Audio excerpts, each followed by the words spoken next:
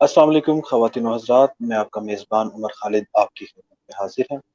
मैं और आरजे इरफ़ान अशरफ आपको खुशामदीद कहते हैं। हम रोज़ाना शाम 7 बजे एक लाइव बैठक का इत्माम करते हैं, जिसमें मुख्तलिफ़ मौज़ूआत को ज़ेर बहस लाया जाता है और आज भी हमेशा की तरह मुख्तलिफ़ टॉपिक्स पे बात करेंगे। और इससे पहले कि मैं अपनी बात को आगे बढ़ाऊँ, मैं इरफ़ान भई आपको खुशामदीद कहना चाहूँगा। अस्सलाम वालेकुम। उमर कैसे हैं आप? मैं उम्मीद करता हूँ कि आप बिल्कुल ठीक होंगे। अल्हम्दुलिल्लाह मैं बिल्कुल खैर आफ़ियत के साथ हूँ। आपके मिज़ाज कैसे हैं? बड़ा एहसान अल्लाह करीम का। और आज रमज़ानुल मुबारक का पहला जुमातुल मुबारक था। क्या कहेंगे और आज का दिन कैसा गुज़रा? अ, क्या कह सकता हूँ, उस तरह की रौनक नहीं है जो एक हमें रमज़ान के अंदर देखने में आता है। मसाजिद आबाद होती हैं, लोगों के अंदर एक चाशनी होती है, उनके अंदर एक खुशी का एहसास होता है। इस वक़्त इस दफ़ा रमज़ान थोड़ा-सा बुझा-बुझा सा है। सभी लोग अपने घरों में कैद हैं और अपनी घरों को के अंदर ही अपनी तमाम इबादात को सरअंजाम दे रहे हैं। लोगों का जो मेल-जोल है वो काफ़ी हद तक कम है, ना देखने के बराबर है। मार्केट्स जो हैं, बाज़ार बिल्कुल बेरौनक और बेआबाद हैं। तो काफ़ी तकलीफ़ एक अमल है। मेरा ख़्याल है कि सिर्फ़ हम ही नहीं, पूरी दुनिया इस माहौल का सामना कर रही है। आप सुनाएँ, आपने कैसा महसूस किया? आपका रमज़ान कैसा गुज़र रहा है? उमर ऐसा ही है जैसे आप कह रहे हैं, बिल्कुल आप की ऑब्जर्वेशन बिल्कुल ठीक है कि आजकल रमज़ानुल मुबारक के दिन बड़े उदास हैं। और ख़ास तौर पर जुमातुल मुबारक की जो रौनकें हुआ करती थी, और जुमातुल मुबारक में सुबह जब फजर की नमाज पढ़ी जाती थी, उस वक्त बहुत रौनक होती थी। और उसके बाद जुमातुल मुबारक के खुतबे मसाजिद में हुआ करते थे, बहुत रौनक थी। लेकिन आज वो रौनकें नहीं हैं। लेकिन फिर भी हमें पिछले 24 घंटे की अगर हम रीडिंग देखें, ऑब्जर्वेशन देखें, तो एक अलार्मिंग सी सिचुएशन भी डाटा हमें बता रहा है कि पिछले 24 घंटे में 1000 तकरीबन 1000 कोरोना पॉजिटिव मरीजों की तादाद में इजाफा हुआ है। और कुछ लोग अपनी जान से भी हाथ धो बैठे हैं। कई जगहों पर बड़ी बेज़ाब्तगियां नजर आ रही हैं। रिपोर्ट ऐसी आ रही हैं कि कई जगहों पर लोगों ने करंतना सेंटर में एहतजाज किया है। हुकूमती इदारे शायद बहुत एफर्ट करने के बाद भी उसको पॉसिबल तरीके से मैनेज नहीं कर पा रहे, कि जिसकी वजह से किसी जगह पर पॉजिटिव को नेगेटिव और नेगेटिव को पॉजिटिव डिक्लेयर करके बहुत सारे मसाइल का भी हमें सामना करना पड़ रहा है। खुदा करे कि ये जल्दी से जल्दी ये वबा हमसे दूर हो और हमारी रूटीन जो है वो वापस आए। और बहुत सारे ऐसे लोग हैं जो बहुत फेमस पर्सनालिटी हैं मीडिया में। असद कैसर साहब के मुतल्लिक एक खबर गर्दिश में है कि उनका कोरोना पॉजिटिव, और उनकी फैमिली के कुछ अफराद का। इसी तरह अगर आपके पास कोई खबर हो तो आप बताइए। खबर इसी तरह से है कि हमारे शहर के कुछ नामवर सियासी रहनुमा हैं, उनके अंदर भी कोरोना जो अ, एक्टिव हुआ है, उनका रिज़ल्ट पॉज़िटिव आया है। लेकिन इसके अलावा अगर इसका दूसरा एस्पेक्ट हम देखें, तो बहुत सी कॉन्स्पिरेसी थ्योरीज़ भी हमें देखने में आ रही हैं। मेरा ख़्याल है कि वो आप तक भी पहुँची होंगी। कहा जा रहा है कि ये थर्ड वर्ल्ड वॉर का हिस्सा है या इसको खुद से लॉन्च किया जा रहा है। अभी इस बारे में कुछ भी कहना क़ब्ल-अज़-वक़्त होगा। मेरा ख़्याल है कि वक़्त गुज़रने के साथ-साथ चीज़ें अयां होती चली जाएँगी और लोगों के लिए फ़ैसला करना बेहतर होगा कि क्या ये जो माहौल पूरी दुनिया में इस वक़्त इसको इसने पूरा अपने आप को जकड़ा हुआ है इस वबा के बाइस, क्या ये खुद साख्ता है या कुदरती अमल है? मैं आपकी राय जानना चाहूँगा कि आप क्या समझते हैं? उमर, ये खुद साख्ता हो या कुदरती अमल हो, लेकिन वबा तो वबा है। हम लोग परेशान हैं, हमारी इबादात डिस्टर्ब हो चुकी हैं, हमारा सोशल सर्कल डिस्टर्ब हो चुका है, हमारी रमज़ान की रौनकें डिस्टर्ब हो चुकी हैं, और जुमातुल मुबारक की रौनक जो है वो डिस्टर्ब हो चुकी है। और मैं अल्लाह करीम से यही दुआ करता हूँ कि अल्लाह करे कि ये वबा हमसे जल्द से जल्द दूर हो जाए और हम अपनी रूटीन में वापस आएँ। اور میں ناظرین سے یہ گزارش کروں گا کہ اگر آپ ہمیں سن پا رہے ہیں، آپ ہمیں لائیو فیس بک پر آر جے عرفان کے پیج پر، کی جانا میں کون کے ذریعے، اور عمر خالد کے پیج پر آپ ہمیں سن سکتے ہیں، اور گوہر پرویز کے پیج پر بھی آپ ہمیں سن سکتے ہیں، دیکھ سکتے ہیں۔ اور اگر آپ ہمیں کمنٹ کرنا چاہیں تو آپ کے کمنٹ کو بھی اپنے کمنٹ ہماری طرف روانہ کیجیے، ہم آپ کے کمنٹ کو پروگرام کا حصہ ضرور بنائیں گے اور آپ کی آواز کو لوگوں تک ضرور پہنچائیں گے۔ جی عمر، آج 1 مئی ہے، اور 1 مئی مزدور کا عالمی دن ہے، اور پوری دنیا میں ویسے تو آج کل ہمیں سب کو اکٹھے چھٹی ہے، لیکن جب ہم روٹین کی لائف میں زندگی گزار رہے تھے تو پوری دنیا میں یہ واحد دن تھا کہ اگر ہسٹری کو اٹھا کر دیکھ لیا جائے کہ جس ایک دن کو 1 مئی کو پوری دنیا میں چھٹی کا اعلان ہوتا تھا۔ چھٹی سے یہ مراد ہے کہ سیلیبریشن ڈے 1 مئی لیبر کے ساتھ اظہار یکجہتی منایا جاتا تھا، اور پاکستان میں بھی منایا جاتا تھا، اور آج کے دن بھی منایا بھی گیا، اور ٹی وی میڈیا پر حکومت نے اپنی کارکردگی کے بارے میں بھی بتایا کہ ہم نے مزدور کو 12,000 روپیہ فراہم کروایا اس کوارنٹائن پیریڈ میں، ان کو بہت ساری سہولیات دی، ان مزدوروں کو جن کو شاید روزگار ملتا بھی نہیں تھا، لیکن ان کو بھی ہم نے ان کی مدد کی، اور مدینہ کی ریاست کا تذکرہ بار بار کیا جاتا رہا۔ آپ کیا کہتے ہیں 1 مئی کے حوالے سے؟ جی عمر۔ عرفان بھائی، میں کچھ بھی کہنے سے پہلے نا اس دن کے جو ہسٹری ہے اس کے اوپر تھوڑی سی روشنی ڈالنا چاہوں گا۔ 1876 تک، اس سے پہلے یورپ اپنے سیاہ دور سے گزر رہا تھا، ٹھیک ہے۔ انسانی حقوق کا کوئی تصور نہیں تھا، ان کو بری طرح سے پامال کیا جاتا تھا، اور ایک مزدور سے 16 گھنٹے کی اس سے مشقت لی جاتی تھی، اور اس کو معاوضہ وہی ملتا تھا جو اس کا ایک بنتا تھا۔ اس وقت 1876 میں جو کچھ رہنما تھے مزدور یونینز کا تو کنسپٹ نہیں تھا اس سے پہلے، انہوں نے اسٹرائک اس طرح سے کی۔ کچھ لوگوں نے کہا کہ ہم کام نہیں کریں گے، ہم 8 گھنٹے کام کریں گے، ہم 16 گھنٹے کام نہیں کریں گے۔ ہوا کچھ یوں کہ جس طرح سے جو با اثر طبقہ ہوتا ہے وہ ہمیشہ سے، اگر اس طرح کی کوئی تنظیم بازی کا، اگر کوئی یونینز کا یا پارٹی کو بننے جا رہی ہوتی ہے، اس کو توڑنے کی، اس کو 2 حصوں میں تقسیم کرنے کی کوشش کرتا ہے۔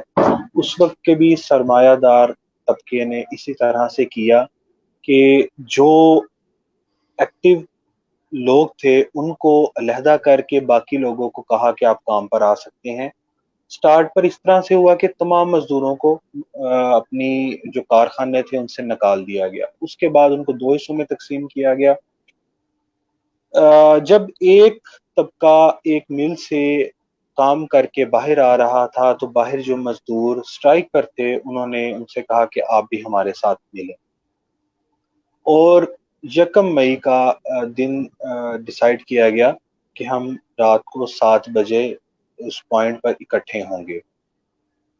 شام 7 بجے جب شکاگو میں تمام مزدور، اور ان کی تعداد بتائی جاتی ہے کیونکہ بارش ہو رہی تھی، اور 4 سے 5 ہزار لوگ وہاں پر اکٹھے ہو گئے۔ اتنے میں میونسپل پارٹی کی جانب سے پولیس کو وہاں پر بھیجا گیا، اور ان سے کہا گیا کہ آپ بزور شمشیر یعنی کہ بندوق کے ذریعے، فورس کے ذریعے آپ اسے خالی کروائیں۔ جب وہاں پر یونینز کی گیدرنگ تھی، تمام جو مزدور تھے ایک جگہ پر اکٹھے تھے، تو وہاں پر مزدوروں میں سے ہی کسی ایک شخص نے شرارتاً یا تھریٹ کرنے کے لیے پولیس کے اوپر ایک بم پھینکا۔ وہ بم اس طرح سے نہیں تھا ہوتا جس طرح سے آج یا پچھلی دہائی میں ہم نے دیکھا کہ اس کا ڈیمیج زیادہ ہوتا تھا، وہ صرف ایک ایکسپلوژر بم ہوتا تھا، جس کے بعد پولیس نے نہ آؤ دیکھا نہ تاؤ اپنی بندوقوں کا رخ مزدوروں کی جانب کیا، اور اندھا دھند فائرنگ شروع کر دی۔ اور کہا جاتا ہے کہ، اور تاریخ میں نہیں ملتا کہ کتنے مزدور اس رات قتل کیے گئے، اور اتنا وہاں پر خون بہایا گیا کہ کچھ لوگ زخمی ہوئے، کچھ لوگ وہیں پر خون میں لت پت زمین پر تڑپتے رہے کہ تمام سڑکیں سرخ ہو گئی تھی۔ انہی زخمی مزدوروں نے اپنے جو قمیض تھی، جو شرٹس تھے، جو کپڑے پہن رکھے تھے، جو خون آلود ہو چکے تھے، اگلے دن انہوں نے اس کو اپنا استارہ بنایا اور اپنے گھروں میں اس کو لہرایا۔ سرخ رنگ کا انتخاب مزدور یونینز کی جانب سے پہلی دفعہ اس دن ہوا، اس سے پہلے سفید رنگ کا استعمال کیا جاتا تھا۔ ٹھیک ہے، اس کے بعد پولیس نے الٹا ان مزدوروں کے اوپر، ان کے جو رہنما تھے، لیڈر تھے، ان کو گرفتار کیا۔ 8 لوگ ٹوٹل گرفتار ہوئے، جن میں سے 5 لوگ وہاں پر موجود ہی نہیں تھے اس گیدرنگ میں۔ بہرحال گورنمنٹ نے ان کو پکڑا، 7 لوگوں کو سر عام پھانسی دی گئی۔ اس سے پہلے جو جوری کا معاملہ تھا وہ بھی کافی مضحکہ خیز تھا کہ اگر کوئی ایسا جج جو تھوڑی سی بھی نرمی یا ہمدردی رکھتا تھا مزدوروں کے ساتھ، اس کو جوری سے ہٹا دیا جاتا تھا۔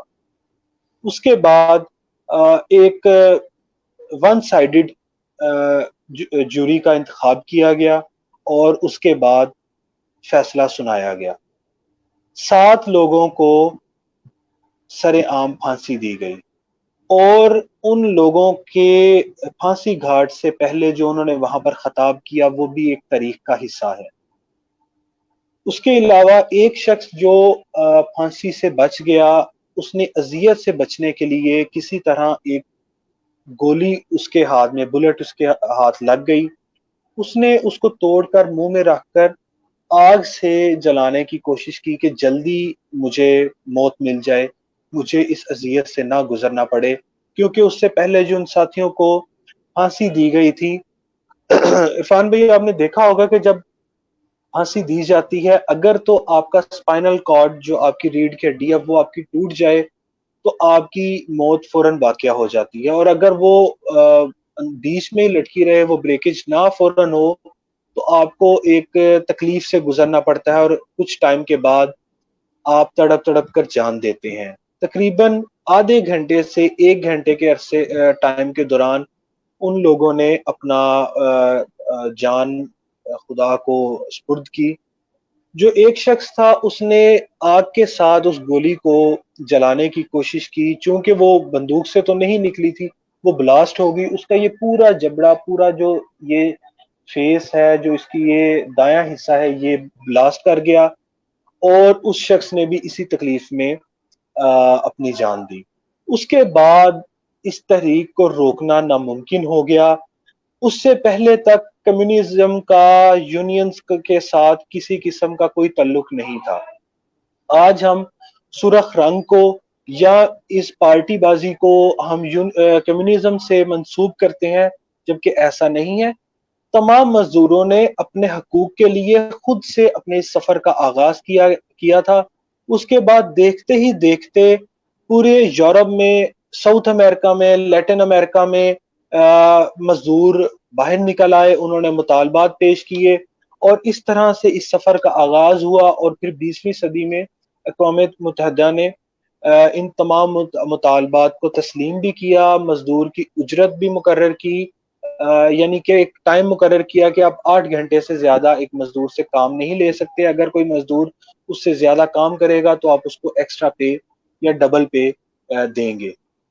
تو یہ اس کا تھوڑا سا ماضی تھا اس تحریک کا، لیکن ہوتا آج بھی اسی طرح سے ہے کہ جب ہماری اسٹوڈنٹ یونینز یا لیبر یونینز یا اور پسا ہوا طبقہ جب اپنے مطالبات پیش کرتا ہے تو کہا جاتا ہے کہ یہ نظام کے مخالف ہیں، ان کو کچلنے کی کوشش کی جاتی ہے، اور اس کے بعد یہ تاریخ نے دیکھا ہے کہ اگر تو آپ کا مطالبہ سچا تھا، اگر آپ کے نظریے میں اتنی طاقت تھی کہ آپ نے وقت کے سامراج کا مقابلہ کیا، تو تاریخ نے اس کو قبول بھی کیا اور آپ کا نام بھی روشن ہوا۔ آج کا مزدور کیا اپنے حقوق سے متعارف ہے؟ کیا وہ جانتا ہے کہ اس کے کیا حقوق ہیں اور کیا وہ حقوق اسے دیے جا رہے ہیں؟ کیا ان کا مسائل کا سامنا ہے؟ یہ میں آپ سے جاننا چاہوں گا۔ آپ نے تاریخی پس منظر تو بتا دیا، لیکن پاکستان میں یا پاکستان کے باہر اگر ہم اسپیسیفکلی پاکستان کی بات کریں، ایک چھوٹی سی اگزامپل ہے کہ آپ مثال کے طور پر گجرانوالہ میں ایک کوئی فیکٹری ہے، اس کے پاس 500 مزدور ہیں، اور 500 مزدوروں کی جو سوشل سیکیورٹی جانی چاہیے امپلائر کی طرف سے، امپلائز کنٹریبیوشن تو جاتی ہی جاتی ہے، کٹ جاتی ہے، لیکن امپلائرز کی جانب سے جو جانی چاہیے وہ 10% یا 500 میں سے 100 لوگوں کی کنٹریبیوشن جاتی ہے، ان کی سوشل سیکیورٹی صرف 100 لوگوں کی ہوتی ہے، باقی 400 لوگوں کی سوشل سیکیورٹی نہیں ہوتی۔ تو اسی طرح ان کے سوشل سیکیورٹی، ان کے بینیفٹس، ان کے بونس کے ٹائمنگ، ان کے ٹائم پیریڈ، اس پہ ابھی تک سوالیہ نشان ہے۔ اور ایک عام مزدور کی تنخواہ آج بھی پاکستان میں اس خاص مقام پر نہیں جو ایک مزدور کی ہونی چاہیے۔ بہرحال مزدور کی زندگی تو آج بھی پس رہی ہے اور ہمیشہ سے پستی ہی چلی جا رہی ہے۔ خدا کرے کہ کوئی ایسا حکمران آئے جو نظام کو بدلے، اور نظام کو بدل کر جو ہمارا gap between the richest people and the poorest people جو ہے اس کو فل کیا جائے، اور اگر یہ فل ہوگا تو پھر کامیابی ہوگی، پھر مسائل ختم ہوں گے۔ تو یہ ایک اور نقطۂ نظر ہے۔ بہرحال 1 مئی کے حوالے سے آپ نے اپنی بھرپور انٹرپریٹیشن دی ہے۔ ابھی اس کے بعد کسی اور موضوع کی طرف بڑھتے ہیں، کسی اور سوال کو یا کسی اور بات کو پروگرام کا حصہ بناتے ہیں۔ جی عمر۔ اوکے سر، میں آپ سے پوچھنا چاہوں گا کہ آپ نے اکثر ایک کتاب کا ذکر کیا ہے اور بڑی آپ نظر رکھتے ہیں، مائیکل ہارٹ کی بک ہے موسٹ 100 انفلوئنشل پیپل، جو دنیا میں جو بااثر 100 افراد گزرے ہیں۔ 1978 کے اندر یہ کتاب پبلش کی گئی تھی۔ تو اس کتاب کا پس منظر جو، اور اس کے علاوہ جو آپ کی رائے ہے کہ کس ترتیب کے ساتھ اس رائٹر نے دنیا کے لوگوں کو مرتب کیا ہے، اس حوالے سے میں کچھ رہنمائی چاہوں گا آپ سے۔ عمر، موضوع بڑا، انتخاب آپ کا بڑا کمال ہے، اور چونکہ انتخاب اتنا کمال ہے کہ رمضان المبارک کا مہینہ ہے، اور آپ نے ڈاکٹر مائیکل ہارٹ کی دی موسٹ 100 پر بات کی ہے۔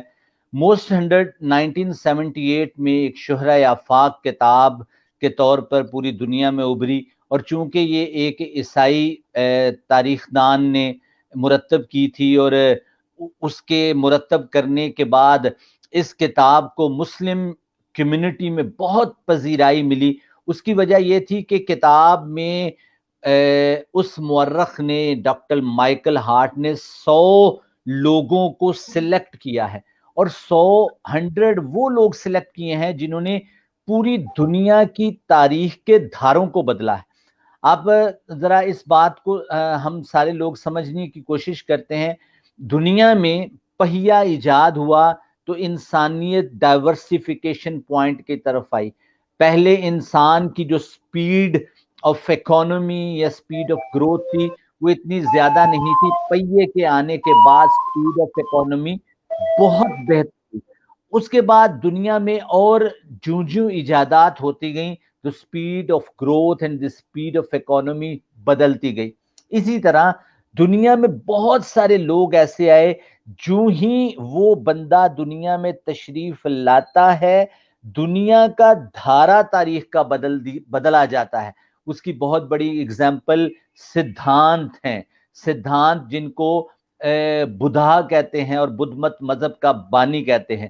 اور اسی دور میں چائنا کی تاریخ کو دیکھیں تو وہاں پر کنفیوشس ایک ایسے شخص گزرے کہ جنہوں نے چائنا کی ایک کنزرویٹو ایک اکنامک سسٹم کو، ایک کنزرویٹو سوسائٹی کو بدل کر دھارا بدل دیا، اور جدید چائنا کی ایگزامپل بنیاد رکھی۔ اور اس کے بعد ایک اور بہت بڑا نام لاؤتوس کا ہے، اور کنفیوشس لاؤتوس کو بھی اپنا استاد مانتے ہیں۔ تو اسی طرح کے بڑے لوگ، ڈاکٹر مائیکل ہارٹ نے ان کی بایوگرافی اسٹڈی کی ہے، اور ان کو اسٹڈی کرنے کے بعد 100 لوگوں کو علیحدہ influential people of human history کو انہوں نے اسٹڈی کیا، ان کی بایوگرافیز کو پڑھا اور ان کو ترتیب دی۔ اور مزے کی بات یہ ہوئی کہ اس نے سب سے پہلا نمبر اس کتاب میں جس ہستی کو دیا وہ پیارے رسول صلی اللہ علیہ وآلہ وسلم کی ذات پاک ذات کو دیا اور آپ کی ہستی کو دیا صلی اللہ علیہ وسلم. اور یہ مسلم کمیونٹی کے لیے اور عیسائی کمیونٹی کے لیے، چونکہ ڈاکٹر مائیکل ہارٹ نے یہ کتاب لکھی تھی، اس نے یہ نام سب سے پہلے نمبر پر رسول پاک صلی اللہ علیہ وآلہ وسلم کا نام رکھا. پھر اس کے بعد اس نے دوسرے نمبر، ابھی میں دوسرے حصے میں اس کے متعلق اور بات کروں گا، اس نے دوسرے نمبر پر نیوٹن کو رکھا، کیوں نیوٹن کے جو لا آف گریوٹیز اور لا آف موشن ہیں ان کو رکھا کہ یہ وہ لاز ہیں سائنس میں جنہوں نے سائنس کا دھارا بدل کر پورا دنیا کا نظام بدل دیا. اور پھر اس کے بعد تیسرے نمبر پر ڈاکٹر مائیکل ہارٹ نے اپنی ریسرچ کے مطابق حضرت عیسیٰ علیہ السلام کو رکھا. وہ اس کے بعد 49 نمبر پر اس نے اپنی کتاب میں حضرت عمر رضی اللہ تعالیٰ عنہ کی جو خلافت راشدہ میں خدمات اور ان کی حکومت اور ان کا عدل اور ان کا سسٹم آف رول جو انہوں نے ڈیولپ کیا، اس کو اس نے پھر 49 نمبر پر رکھا. اچھا، اب وہ جو دیباچہ لکھتا ہے اپنی کتاب کا ڈاکٹر مائیکل ہارٹ، اس دیباچے میں، اس پریفیس میں بڑی زبردست بات لکھتا ہے اور یہ تاریخ میں رقم ہو گئی بات. وہ کہتا ہے کہ میں چونکہ کسی اور مذہب سے تعلق رکھتا ہوں، میری ریسرچ کا دھارا ڈیفرنٹ پرسنالٹیز پر ہے، اور میں نہ چاہتے ہوئے محمد صلی اللہ علیہ وآلہ وسلم کو پہلے نمبر پر رکھ رہا ہوں. اس کی بنیادی وجہ دو ہیں، بہت ساری وجوہات اس نے بتائی لیکن میں آپ کے سامنے دو وجوہات رکھتا ہوں.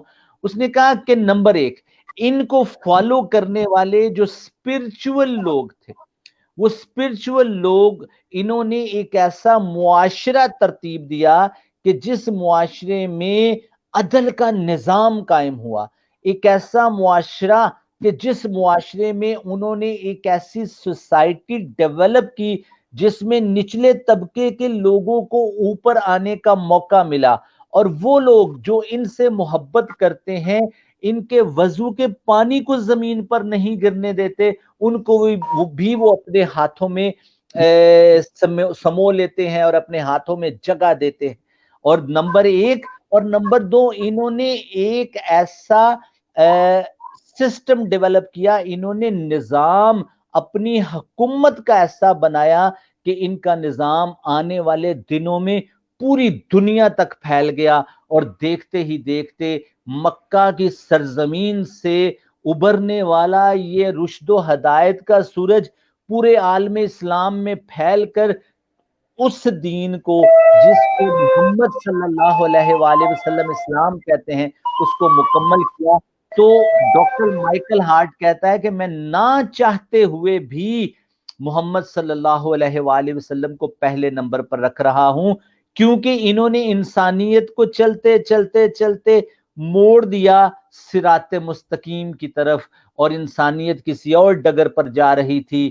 اور وہ باتیں ہم نے بڑی دفعہ سنی کہ بیٹیوں کو زندہ درگور کر دیا جاتا تھا، عدل کا نظام نہیں تھا، امیر اور غریب کی تفریق بہت زیادہ تھی، مزدور کو مزدوری نہیں ملتی تھی، غلامی عروج پر تھی. اور اس ہستی نے آ کر، محمد صلی اللہ علیہ وآلہ وسلم نے آ کر ایک ایسا نظام وضع کیا کہ جس کے بعد دنیا کو رشد و ہدایت ملی. اس لیے پہلے نمبر پر ڈاکٹر مائیکل ہارٹ کی کتاب کے مطابق رسول پاک صلی اللہ علیہ وآلہ وسلم کو رکھا گیا. تو یہ اس کتاب کا تھوڑا سا تعارف ہے. اور اس کتاب کے دوسرے نمبر پر نیوٹن، تیسرے نمبر پر حضرت عیسیٰ علیہ السلام، 49 نمبر پر حضرت عمر، اسی کتاب کے اندر بدھا، اسی کتاب کے اندر لاؤتز، اور اسی کتاب کے اندر بدھ مت مذہب کے بانی سدھانت اور لاؤتز اور کنفیوشس خاص طور پر ان لوگوں کو بھی جگہ ملی. جی عمر. بہت شکریہ سر آپ کا، بڑی وضاحت کے ساتھ آپ نے کتاب کو بیان اور میرا خیال ہے کہ جتنے بھی ویورز ہمارے ہیں ان کا بھی انٹرسٹ ڈیولپ ہوا ہوگا، اور ہم بھی اسپیشلی ریکمینڈ کریں گے کہ آپ اس کتاب کا ضرور مطالعہ کیجیے گا۔ سر، ہم اب اپنی گفتگو کو آگے بڑھاتے ہیں۔ اب کرونا کے حوالے سے کچھ بات کر لیتے ہیں۔ کیا سمجھتے ہیں کہ 9 مئی کا جو لاک ڈاؤن ہے اس کو ایکسٹینڈ کیا جائے گا یا گورنمنٹ اس کو ریلیکس کرنے جا رہی ہے؟ کیا انفارمیشن ہے آپ کے پاس؟ میری انفارمیشن تو پتہ نہیں کیا ہے، لیکن میری خواہش ہے کہ اس لاک ڈاؤن کو بالکل اسی اسٹریٹجی کے ساتھ لے کر آگے چلنا چاہیے کہ اس کو تھوڑا سا اس وقت آج کی صورتحال کو دیکھ کر، جہاں پر 1000 کرونا پازیٹیو مریض 24 دنوں میں سامنے آئے ہیں، اور اس بات کو نظر میں رکھتے ہوئے کہ ہمارے پاس ٹیسٹنگ کیپیسٹی زیادہ نہیں ہے۔ اب اگر آپ اندازہ کر لیں کہ ٹیسٹنگ کیپیسٹی نہ ہونے کے باوجود ہمارے پاس 1000 تقریباً مریض 24 گھنٹے میں نئے آ گئے ہیں، اور اگر ہمارے پاس ٹیسٹنگ کیپیسٹی زیادہ ہو تو پھر ان مریضوں کی تعداد کیا ہو سکتی ہے؟ تو میری ایک رائے ہے، اور وہ رائے پتہ نہیں حکام بالا تک پہنچ پاتی ہے کہ نہیں، لیکن میں یہ چاہتا ہوں کہ اس کو تھوڑا سا مزید ٹائٹ ہونا چاہیے۔ دنیا میں کرونا کے مریض اب نیگیٹو سلوپ ڈاؤن ہونا شروع ہوا ہے، لیکن پاکستان میں پچھلے کچھ دنوں سے سلوپ اپ ورڈ ٹرینڈ میں جا رہا ہے، اور اس کی مثال ایسے نہیں ہے کہ یہ کتابوں میں ہے۔ میں ذاتی طور پر ان لوگوں کو جانتا ہوں۔ کل ہمارے ایک دوست، ان کے وہ فون پہ رابطہ ہوا، ان کے بھائی کا انتقال ہوا، کچھ اور ایسے جاننے والے ہیں جو الکرم ہوٹل سے ان کی ویڈیوز جو ہیں وہ ریلیز ہو رہی ہیں۔ تو اس طرح بہت سارے مریض آج بڑھ رہے ہیں۔ تو میں یہ کہوں گا کہ اکنامک کنڈیشن پاکستان کی اپنی جگہ بجا، لیکن اس وقت خاص طور پر ہمیں بہت سٹرکٹ ایکشن لے کر کرونا کو روکنے کے لیے اپنے آپ کو اپنے گھروں میں، کیونکہ یہ اب اس وقت دی گیم آف نروز ہے، اس وقت سائیکی کی گیم ہے کہ سب پینک ہو گئے ہیں، ہم باہر نکلنا چاہتے ہیں، ہم گھروں میں بیٹھ کر تنگ آ گئے ہیں، ہم یہ چاہ رہے ہیں کہ یار کہیں ہم گھر میں بیٹھ کر سائیکولوجیکل پیشنٹ نہ ہو جائیں، ہمیں باہر نکلنا چاہیے، ہمیں کاروبار کرنا چاہیے۔ تو ایسا نہ ہو کاروبار کرنے کی صورتحال میں ہم اپنے آپ کو مزید بیمار کر لیں۔ تو میں یہ میرا انالیسس کہتا ہے کہ یہ 1 جون تک یہ جائے گا، اور 1 جون کے بعد دیکھیں اس کی ایک لاجیکل ریزن ہے اسکول کالجز کے حوالے سے، خاص طور پر کیونکہ ابھی رمضان کی آخری عشرے میں ہم ویسے ہی چھٹیاں دے دیتے ہیں، ابھی پہلا عشرہ گزرنے والا ہے، درمیان میں 10 دن کا فاصلہ ہے، اور اس کے بعد چھٹیوں کا سین شروع ہو جاتا ہے۔ تو اس لیے لاک ڈاؤن کو تھوڑا مزید سخت ہونے کی ضرورت ہے، اور یہ میرے خیال میں، ذاتی خیال کے مطابق، یہ کم از کم 1 جون تک جائے گا۔ لیکن عرفان بھائی، ہم یہ بھی چیز ابھی پریڈکٹ نہیں کر سکتے کہ کیا آفٹر 1 جون بھی ہم فیزیبل ہوں گے کہ ہم اس کو قابو کر چکے ہوں اس وائرس کو، یہ ہماری اب کیپیسٹی اتنی ہے؟ جی جی نہیں، ابھی ہماری کیپیسٹی تو بالکل بھی نہیں ہے، ہم تو اس کیپیسٹی کے نہ ہونے کے باوجود ابھی پرابلم میں ہیں، اور ابھی تو جیسے ہم پہلے پروگراموں سے مسائل کا شکار ہیں کہ پتہ نہیں کیا ہوگا آنے والے دنوں میں، حالات کس طرف لے کر جائیں گے۔ 2 حکومتیں ہیں، وہ آج بھی بلاول بھٹو زرداری صاحب کی ایک پریس کانفرنس، اور اس کانفرنس میں کے بعد جوابی کانفرنس، اور اس کے بعد دونوں حکومتوں کے درمیان جو ریفٹ اور کنفلکٹ اور کلیش واضح طور پر نظر آ رہا ہے، لیکن پھر بھی ہمیں ایز این انڈیویجول اپنے آپ کو بہت زیادہ محفوظ کرنے کی ضرورت ہے۔ اس چینل جو ہم جس پہ کام کر رہے ہیں، جس مقصد کے لیے ہم کام کر رہے ہیں، جو لوگ میری آواز سن رہے ہیں یا عمر کی آواز سن رہے ہیں، یا ہماری پوری پروڈکشن ٹیم کی جانب سے ہمارا یہ پیغام ہے، اس وقت اپنے آپ کو بہت زیادہ کرٹیکلی کیئرفل ہو کر چلیے۔ میں اس کی چھوٹی سی ایک اور ایگزامپل دے دیتا ہوں عمر۔ ابھی رمضان ہے، رمضان میں دودھ دہی لینے کے لیے ہم بازار گلی میں جاتے ہیں، یقین مانے لوگ ایک دوسرے کے اوپر چڑھ کر دودھ دہی لے رہے ہوتے ہیں، کسی نے ماسک نہیں پہنا ہوتا، لیک آف سینس کا ہم مظاہرہ کر رہے ہیں، اور جس سے ہم بات کریں کہ یار ماسک تو پہن لو، وہ कहता भैन कुछ नहीं ਹੁੰਦਾ। यार ये हमारा एटीट्यूड है और इस एटीट्यूड को डेवलप बेहतर करने की जरूरत है। यार आपको कुछ नहीं होता और आपकी वजह से 1000 से ज्यादा मरीज 24 घंटे में आ गए हैं, तो इस बात को समझने की जरूरत है। यार हमें अपने आप को बेहतर, अपने एटीट्यूड को बेहतर करने की जरूरत है। जी उमर, वो कहते हैं ना, या तो दीवाना हंसे या तू जिसे तौफीक दे, वरना इस दुनिया में आकर मुस्कुराता कौन है। उमर आप मेरी आवाज सुन पा रहे हैं?